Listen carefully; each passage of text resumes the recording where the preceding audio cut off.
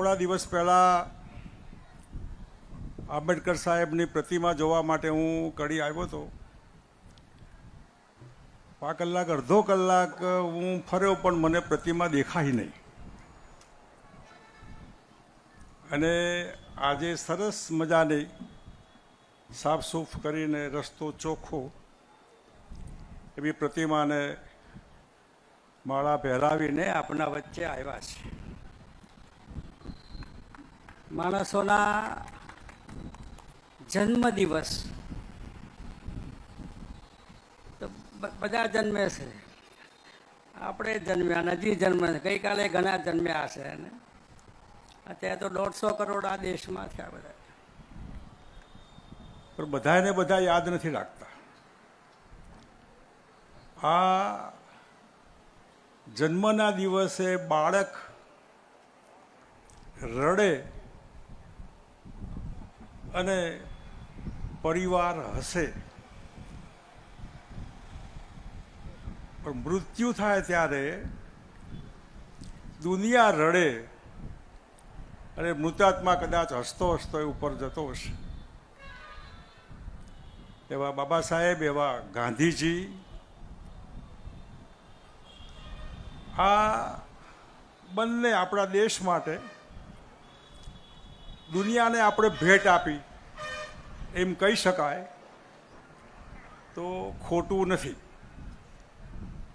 ઇન્દોર પાસે મહુમાં એમનો જન્મ, પોરબંદરમાં મહાત્મા ગાંધીનો છે. મહાત્મા ગાંધી સોનાની ચમચી સાથે જન્મેલા, સુખી પરિવારમાં,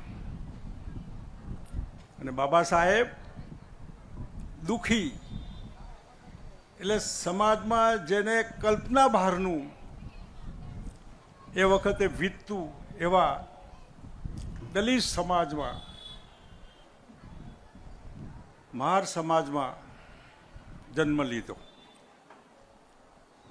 આ ભેદ એટલા માટે તમને કહું છું કે મોહનદાસ કરમચંદ ગાંધી મહાત્મા થાય ને બાપુ થાય, પરંતુ ડૉક્ટર ભીમરાવ આંબેડકર એ મહામાનવ થાય, ભારત જેવા દેશનું બંધારણની ઘડવાની જવાબદારી જેમના માથે આવે, આ અશક્ય, અસંભવ, જેને ભણવાનો હક નથી, પાણી પીવાનો હક નથી, માણસને અડે તો અછૂત અભળાઈ જાય, ઢોરની માફક માણસોને બીજો માણસ એનો વ્યવહાર કરે. તમે વિચાર તો કરો કે કેવું વીતતું છે. હમણાં સુધી હજી પણ ઘણા ઠેકાણે મેલા ઉપાડવાની પદ્ધતિ, હજી પણ ગટરમાં ઉતરવાની પદ્ધતિ. ગટરમાં ઉતારે ને એ અધિકારીને પકડીને ઉતારવો જોઈએ કે તું ઉતર આમાં. આવા સમાજમાંથી જે માણસ દુનિયામાં, આખા વિશ્વમાં આટલી ડિગ્રી લીધી હોય, આટલો અભ્યાસ કર્યો હોય, એવો કોઈ માણસ નથી. 32 જેટલી ડિગ્રી, કલ્પના બહારનું, અને જાતે ગાયકવાડે જે ગ્રાન્ટ આપેલી, મદદ કરેલી, એ ટાઈમ બાઉન્ડ હતી. અને ટાઈમ બાઉન્ડના હિસાબે ઓવર ટાઈમ કરીને ડિગ્રીઓ લેવા માટે 18 કલાક વાંચવાનું.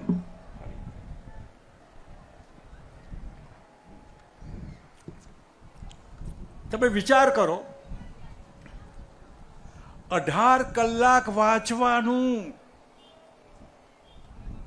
એમને ઊંઘવાનું નહીં ગમતું હોય, બહાર નાસ્તો પાણી કરીને ક્યાંય જોવા કરવા ફરવાનું નહીં ગમતું હોય, આવું કષ્ટ લઈને આટલી બધી ડિગ્રીઓ લીધા પછી પણ માણસ વડોદરા આવે ત્યારે અછૂત, આ તો પેલા અનટચેબલ, કોઈ ઘરમાં બોલાવે નહીં, પાણી ન પાય, ચા ન પાય, મિત્રો હોય એ પણ. તમે વિચાર કરો, આ હિન્દુ સમાજને માફ ન કરાય ને. અને માટે એમને કીધું કે હું ભલે જન્મ્યો હિન્દુ પણ હું મારે હિન્દુ મરી નથી જાઉં. કેટલું વીત્યું છે ને, હજી પણ કંઈ બહુ દૂર છે એવું નહીં. આજે ગામડામાં વરઘોડા નીકળતા નથી ને આજે પણ કોઈ દલિત સમાજનો માણસ મૂછો રાખે તો કોઈને તકલીફ થાય. એટલે આ ધંધા, તમને તકલીફ શું છે આમાં? આ માનસિકતા, આ જેને જમણેરી વિચારસરણી કહેવાય, રૂઢિચુસ્તતા, જેનું શાસન ગુજરાતમાં 30 વર્ષથી ચાલી રહ્યું છે. આપણે સમજીએ કે પક્ષો હોય, તમને પણ એમ થશે કે મેં આ શેના માટે પ્રજાશક્તિ ચાલુ કર્યું. તમારા મનમાં પ્રશ્ન થાય, બહુ સ્વાભાવિક છે. ભારતીય જનતા પાર્ટી એના પૂર્વ જન્મમાં જનસંઘ વખતથી કડીના ગામડા રખડીને પ્રવાસ કરીને બધાના માથે ભગવી ટોપી પહેરાયેલ છે. અને જનસંઘમાં પડ્યા ત્યારે તો કોંગ્રેસ તો સૂર્ય મધ્યાહ્ન હતો. મારે પડવું હોત તો એ વખતે હું કોંગ્રેસમાં પડત. પરંતુ મનમાં એક લાગી ગયું કે આ બરોબર નથી. આ કોંગ્રેસના રાજમાં આમ તેમ આમ થવું જોઈએ, આમ નહીં થવું જોઈએ. તો કાઢો કોંગ્રેસને, લાવો તમારી પાર્ટી. એ વખતે ભારતીય જનસંઘમાં, પછી ભારતીય જનતા પાર્ટી. તમે મને સમજાવો કે એક જ પાર્ટીમાં તમે હો અને એ પાર્ટીના આગેવાનોને હરાવવાનું કાવતરું, આગેવાનોને બદનામ કરવાનું કાવતરું. કેશુભાઈ પટેલ મુખ્યમંત્રી હોય તો દિલ્હીના દરબારમાં કહેવાતો હાઈકમાન્ડને બરાબર કેશુભાઈ ડફોર છે, નથી આવડતું. 3 વિધાનસભાના બાય ઇલેક્શનમાં ભાજપના આગેવાનોએ ભાજપની વિધાનસભાની સીટો હરાવી. હું સાક્ષી છું. ભારતીય જનતા પાર્ટી માનવતા વિહીન સત્તા લાવવા માટે ગોધરાનો ડબ્બો બારી નાખવાનું કાવતરું કરવાનું હોય તો પણ કોઈ સંકોચ શરમ નહીં. અને એના પછી માઇનોરિટી ઉપર બહેનો, બાળકો, બુઢાઓ, અમાનવીય. શેના માટે? કઈ સત્તા? સત્તા લેવી હોય તો લોકોના દિલમાં જઈને ઉતરીને જગ્યા લઈને લોકોના પ્રેમ સંપાદન કરીને લ્યો ને સત્તા. કોણ ના પાડે છે? કતલેઆમ કરીને, પુલવામા કરીને, ગોધરા કરીને, અક્ષરધામ કરીને કોઈ શરમ નથી આવતી આપણને? જે ભારતીય જનતા પાર્ટી 30 વર્ષથી ગુજરાતમાં છે, તમે મને સમજાવો કે કોઈ પણ ભાજપને જેને મત આપ્યા આજે પણ ભાજપમાં હોય એને એની ઈચ્છા પ્રમાણે જીવી શકે છે ખરો? ભાજપવાળો પોતે ખુશી કે સુખી છે ખરો? કે એના ઉપર એના જ આગેવાનોનો ત્રાસ છે, ડર છે, ભય છે? જે ભારતીય જનતા પાર્ટી ખુલ્લેઆમ પોતાના કાર્યકર્તાઓને દબાવે, ખખડાવે, ત્રાસ ગુજારે અને વહીવટ જેવું ક્યાંય મળે નહીં, કરપ્શન, મોંઘવારી, બેકારી. એવી ભારતીય જનતા પાર્ટી બાબા સાહેબ આપેલા બંધારણ પ્રમાણે એક પોલિટિકલ પાર્ટી. પાર્ટીઓ આવવાની જવાની, આપણે બધા કાયમ છીએ. એ પાર્ટીના આધારે પ્રજામાં જે એક માનસિકતા ઘર કરી જતી હોય છે અને છતાં પણ લોકો મત આપે. એટલે કે આ માણસના મગજમાં એનું છટક્યું હોય, કે કાચી બુદ્ધિનો હોય, કે અતિશય અંધભક્ત હોય. દાખલા તરીકે જો ભારતીય જનતા પાર્ટીને જ હરાવવાનું કામ કરતી હોય, ધરતીકંપ આવ્યો તો કેશુબાપાને ધરતીકંપ હેન્ડલિંગ કરતા નથી આવડતું, આવા ગપ્પા મારીને દિલ્હીને કહેવામાં આવતું કેશુભાઈ નકામા છે, તો પણ ભારતીય જનતા પાર્ટી બરાબર તમારા જ પગમાં એક કાર્યકર્તા બીજાના પગ ખેંચે, એની છાતીમાં ચપ્પુ મારે, વિશ્વાસઘાત કરે, છરકપટ કરે, છેતરપિંડી, કાવતરા, તો એ પાર્ટી બરાબર? હું જૈન સમાજને કહીશ કે જે પાર્ટી ગૌ ભક્ત, સુસ્ત હિન્દુ,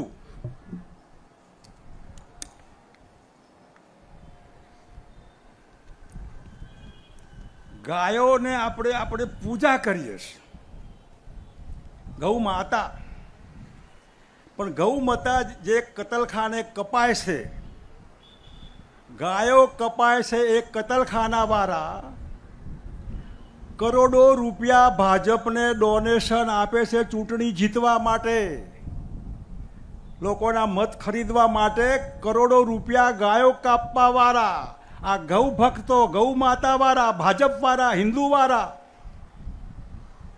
કરોડો રૂપિયા, 200, 400, 500 કહો એના કરતા વધારે.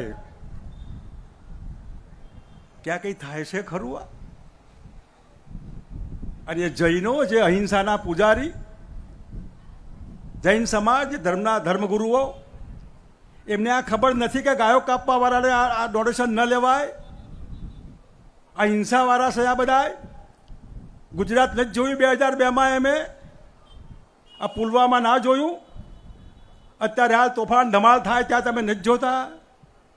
જે સમાજ અહિંસાનો પૂજારી, એ સમાજ આંધળો થઈને જો હિંસાના પૂજારીઓને મત આપતો હોય તો મને સમાજની દયા આવે છે. કે તમે એટલા આંધળા છો કે તમને દેખાતું નથી?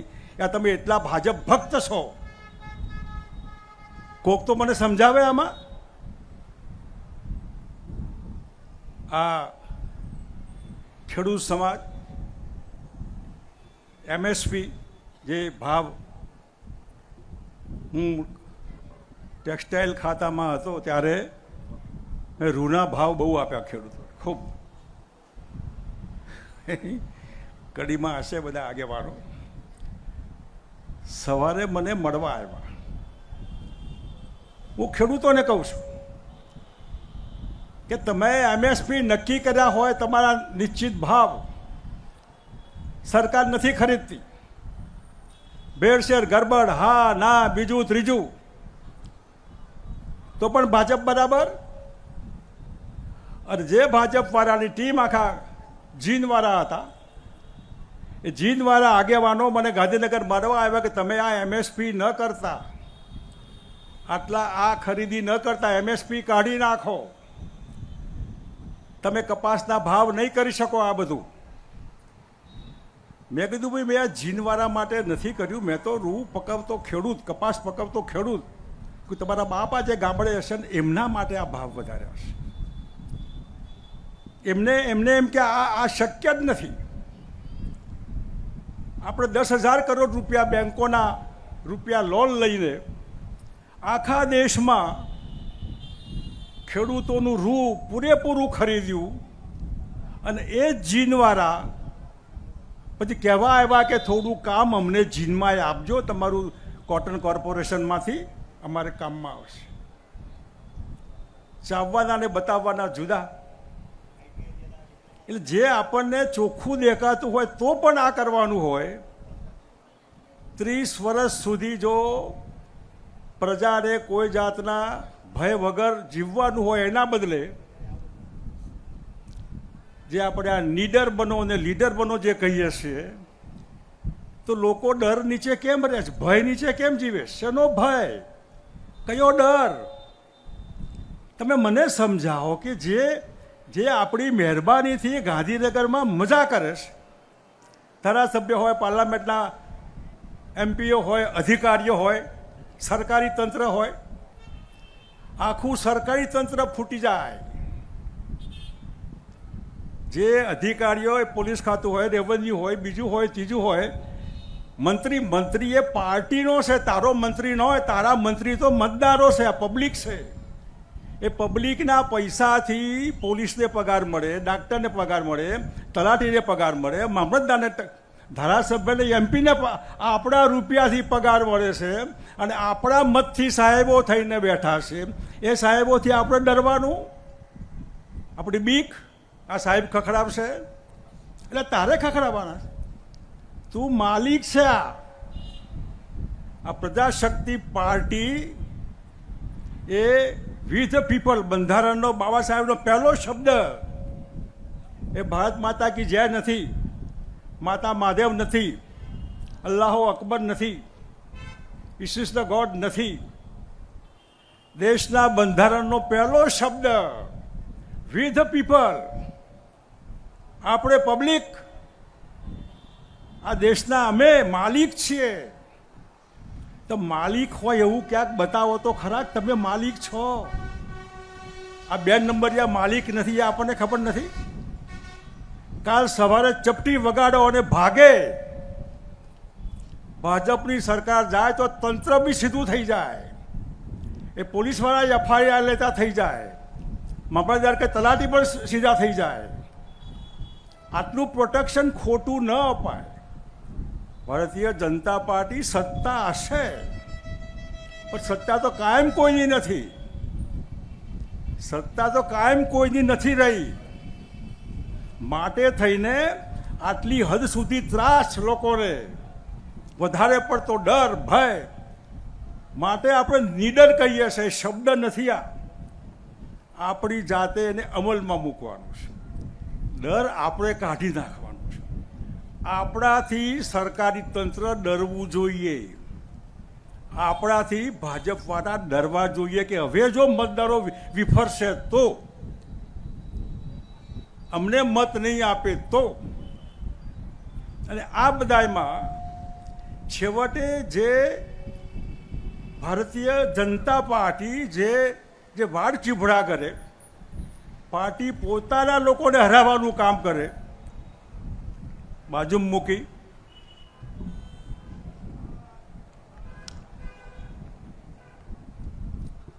કોંગ્રેસ લગભગ એમાં એ તો ખુલ્લેઆમ હરાવવામાં કોઈ શોભ સંકોચ નથી હોતો. જાહેરમાં અંદર બી હોય અને બહાર બી હોય. એનસીપી, આપ, ચીટર પાર્ટી. તમે જાહેર જીવનમાં કોઈને છેતરાય નહીં. ભારતીય જનતા પાર્ટી અને પબ્લિકને જાહેર જીવનમાં છેતરી છે. કોંગ્રેસે છેતરી છે, આપવાળાએ છેતરી છે, એનસીપીએ છેતરી છે. એક દાખલો મને બતાવો કે મેં જાહેર જીવનમાં કોઈ પણ પાર્ટીમાં હોઉં અને પાર્ટીના વિરુદ્ધની કોઈ વાત કરી હોય. નહીં ફાવ્યું, છોડી દીધું.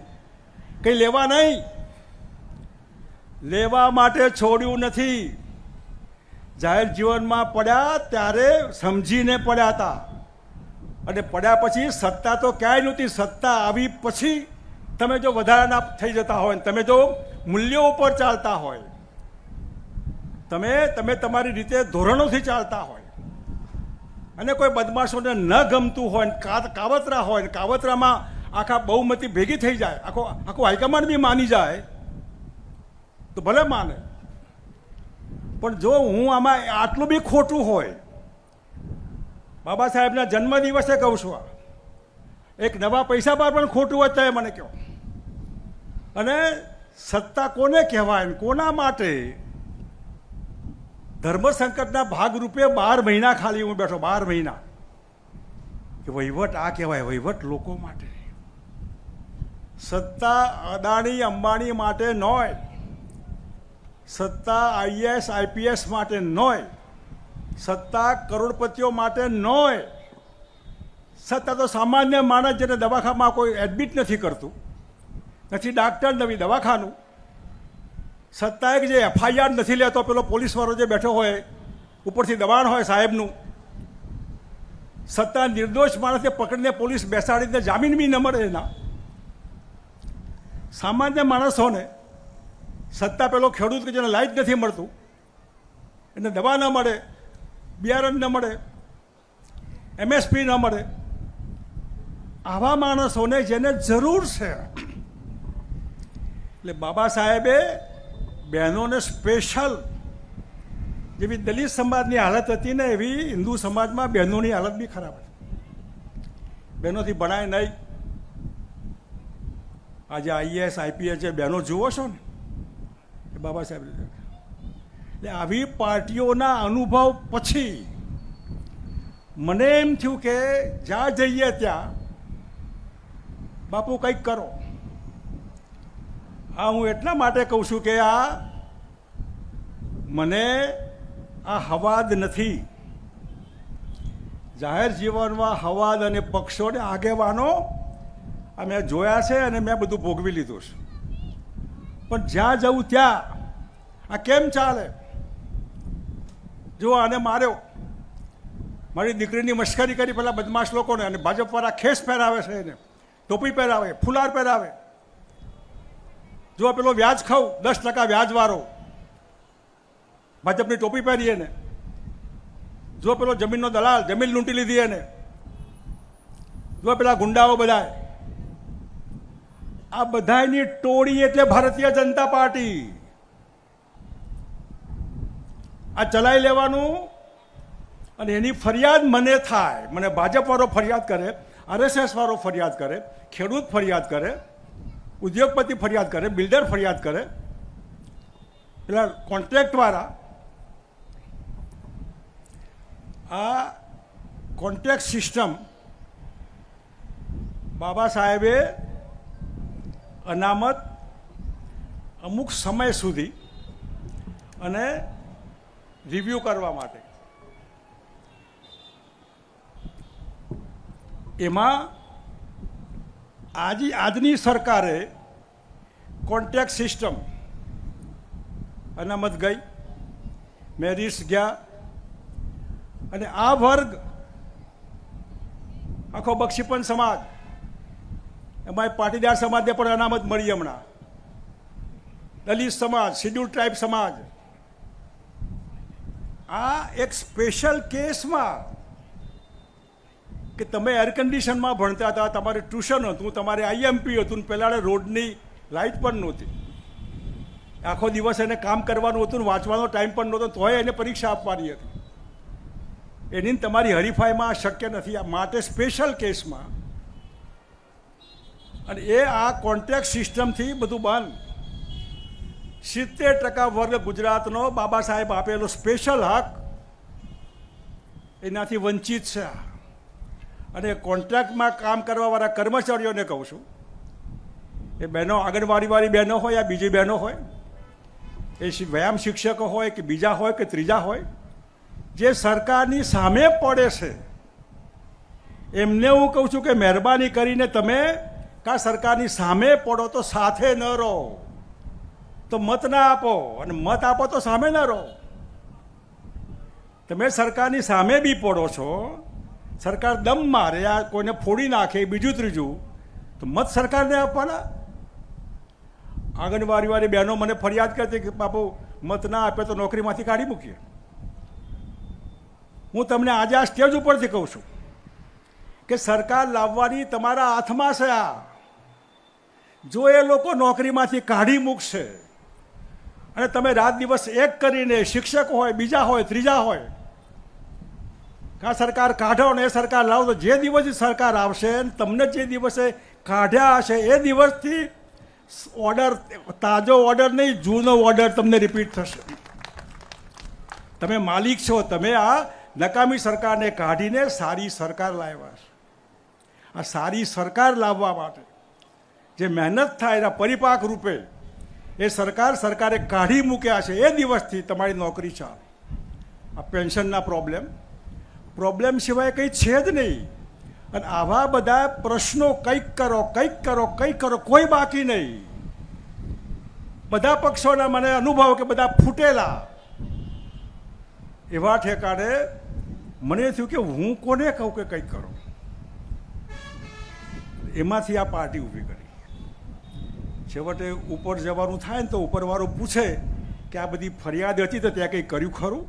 તો તો હું કહું કે હા કર્યું, મેળ પડ્યો ના પડ્યો કંઈ નહીં, પણ એક સંતોષ, જોબ સેટિસ્ફેક્શન, અને અહીં લાગવું જોઈએ. મહાત્મા ગાંધીને અહીં લાગેલું. એક અંગ્રેજે ઉતારી મૂક્યા ફર્સ્ટ ક્લાસના ડબ્બામાંથી, એટલે મહાત્મા ગાંધીને થયું કે ગુલામ દેશ તો નાગરિક છું, કલેજાની ચોટ લાગી. બાબા સાહેબને કલેજાની ચોટ લાગી, દલિત છું.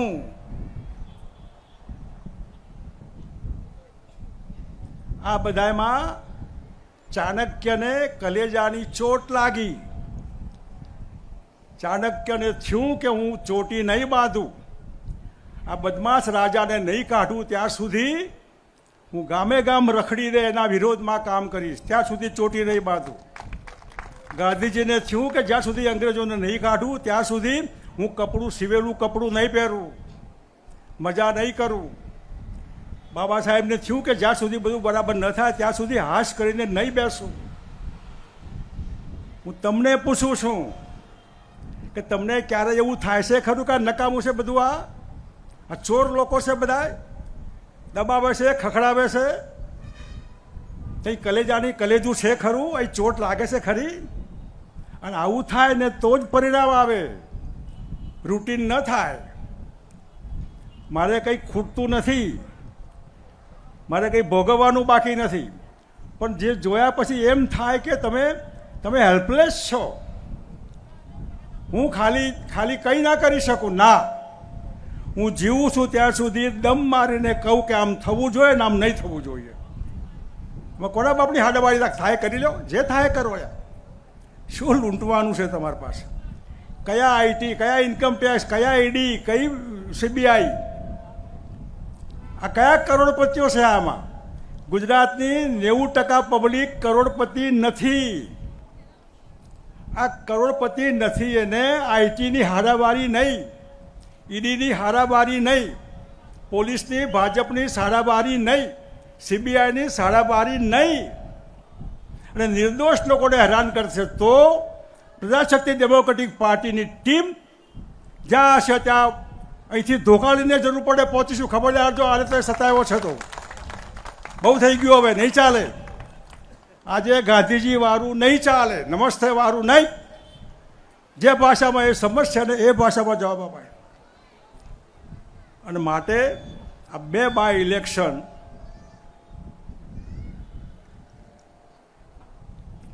કડી અને વિસાવદર,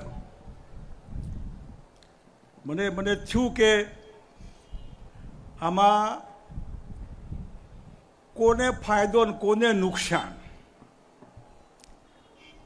160 જેટલી વિધાનસભાની, એક સીટ એ જીતે તો એ શું, હારે તો એ શું. બીજેપીને કોઈ ફરક પડવાનો? 160 હોય તો 62 થાય, હારશે તો 59 થાય, સરકારમાં ફેર નથી પડવાનો. કોંગ્રેસના 12 હોય તો 14 થાય, કદાચ ઓછાય થાય. એવા ઠેકાણે આ એક કરંટ, આ એક તમારો માર કડીનો બીજેપીના લોકોને સમાચાર પહોંચશે કે સાવધાન, મતદારોને, પ્રજાને ટેકન ફોર ગ્રાન્ટેડ ન લ્યો. એ માણસો છે, એમને બાળકો છે, એમને પરિવાર છે, મા બાપ છે, એના બાળકો ભણે છે, એને ફી મોંઘી પડે છે, એને એડમિશન નથી મળતા, એને પરીક્ષામાં ગડબડ થાય, નોકરી હોય ત્યારે તકલીફ થાય, દવાખાનામાં જાય તો એને મા બાપ છે, ઘરડા હોય, એના બાપાના બી ઢીંચણ બદલવાનો, ચોકઠું બદલવાનું, આંખોનું પ્રોબ્લેમ, બીજું પ્રોબ્લેમ. ક્યાંથી લાવે પૈસા? આ મા કાર્ડ ને આધાર કાર્ડ ને તો ખ્યાતિ હોસ્પિટલ જેવું નાટક બધું. આ એવા ઠેકાણે ખાલી 27 વિધાનસભા અને એ પહેલાંનું આ ટ્રેલર કડી અને વિસાવદર, આ ટ્રેલર બરાબર તમે બતાવો તો હું આ મંચ ઉપરથી તમને કહું છું કે આપણી સરકાર પ્રજાની, તો ગુજરાતમાં કોઈ પણ વડીલે એના બાળકને 0થી માંડીને પોસ્ટ ગ્રેજ્યુએશન સુધી કોઈ પણ હોય, MBBS હોય, MSc, MCOM XYZ એને વિના મૂલ્યે શિક્ષણ મળશે, એના બાળકની ફી ભરવી નહીં પડે. સરકારને મા બાપ કહેતા હોય તો મા બાપ ફી ભરે, એ સરકાર બાપુ તમારી ફી ભરશે. એવું હેલ્થ, ડોહા પડ્યા હોય ખાટલામાં અને છાતીમાં દુખતું હોય ને, પણ ઘરની હાલત જોઈને કે નહીં મને દુખે છે. અહીં દુખતું હોય તો એ છોકરાને ન કે ક્યાંથી લાવે પૈસા, દવાખાને ન જતો એટેક આવીને મરી જાય. માટે હું જે પરિવારની આવક 15 લાખ રૂપિયા, મહિને લાખ રૂપિયા, 12 મહિનાની 15 લાખ રૂપિયા, જે પરિવારની આવક હોય એને કોઈ મા કાર્ડ, આધાર કાર્ડમાં કોઈ કાર્ડની જરૂર નહીં. અહીંનો નાગરિક હોય, તમારું મતદાર કાર્ડ જે હોય પૂરતું છે, એ લઈને દવાખાનામાં તમે જાઓ, એપોલોમાં જાઓ, ઝાયડસમાં જાઓ, જરૂર નહીં સિવિલમાં જાઓ, તમારી સારવાર 15 લાખ રૂપિયા સુધીનું બિલ તમારું માફ. કોઈ ના એવા કોર્ટના કેસ તારીખ પે તારીખ, વકીલ બનાવટી, જજ બનાવટી, કોર્ટ બનાવટી, પોલીસ બનાવટી, પ્રોફેસર બનાવટી, દુનિયા બનાવટી. આ ભાજપના રાજમાં જ ને ભ્રષ્ટાચાર, કોઈ કોઈનું માને નહીં. 30 વર્ષના શાસનનો કંટ્રોલ નથી પબ્લિક ઉપર કે પાર્ટી ઉપર, સરકારી તંત્ર ઉપર સરકારનો કંટ્રોલ નથી. બધા બેફામ બન્યા છે. તમે જાઓ ગાંધીનગર, હું તમને અઠવાડિયું આપું છું, પૈસા આપ્યા વગર તમે કામ કરી બતાવો. તે ભાજપની ટોપી પહેરીને જાઓ તો પણ. એવી પાર્ટી, એવી સરકાર, 30 વર્ષથી એક કથ્થું કબજો અને પ્રજાને બિલકુલ ભયભીત કરી નાખી હોય. ખબરદાર, એટલે અંગ્રેજો કરતાં તમે મોટા નથી. ખબરદાર છે. એટલે આપણે જ્યારે ખબરદાર કહીશું ત્યારે સમજણ પડશે કે આ ખબરદાર સામે આવ્યું. અને એટલે જ્યારે કડીની ચૂંટણી જાહેર થાય ત્યારે જે તે વખતે બધા કાર્યકર્તા ભેગા મળીને, જે પણ કાર્યકર્તાને ક્યાંક બી તમે જવાબદારી માથે લ્યો, એ ઠેકાણે આ વિધાનસભાની સીટ આપણે લડવાની છે. અને એમાં આ બધી વાતો ધ્યાનમાં રાખીને તમને પણ જો અહીં ચચર્યું હોય કે આ બરાબર નથી, આ તો પરિવર્તન કરવા માટે, બરાબર કરવા માટે, ખોટા લોકોને સંદેશો પહોંચાડો, નિર્ભય બનીને, નીડર બનીને લીડર બનો અને સારી રીતે કડીની આ પેટા ચૂંટણી જીતાય એવી હું આપણી પાસેથી અપેક્ષા રાખું છું.